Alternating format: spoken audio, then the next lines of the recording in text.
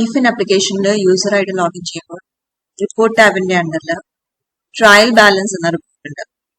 Trial ബാലൻസിൽ from ഡേറ്റും to ഡേറ്റും ഇട്ട് കൊടുത്തിട്ട് ഗെറ്റ് റിപ്പോർട്ട് അടിച്ചാൽ ആ 2 ദിവസത്തെ ഇടയിലുള്ള ട്രയൽ ബാലൻസ് റിപ്പോർട്ട് നമുക്ക് എടുത്ത് കാണും.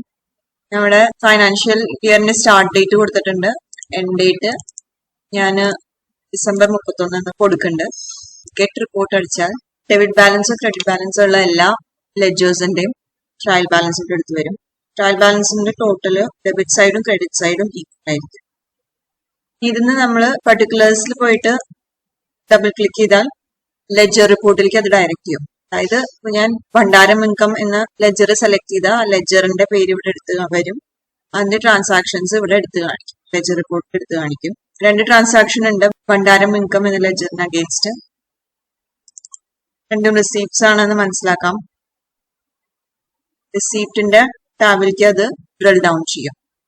ഒരു എക്സാമ്പിളും കൂടി പറയാൻ, ജനറൽ ഫണ്ടില് ക്രെഡിറ്റ് സൈഡിൽ 25,000 രൂപ ഉണ്ട്. ഞാൻ ഇവിടെ ഡബിൾ ക്ലിക്ക് ചെയ്താൽ ജനറൽ ഫണ്ടിന്റെ ലെഡ്ജർ റിപ്പോർട്ടിലേക്ക് പോകും.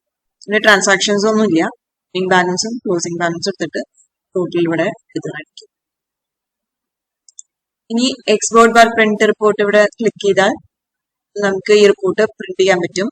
ഇവിടുന്ന് എക്സൽ ആയിട്ടോ PDF ആയിട്ടോ അതോ വേർഡ് ആയിട്ടോ എനിക്ക് ഈ റിപ്പോർട്ട് സേവ് ചെയ്യാൻ പറ്റും.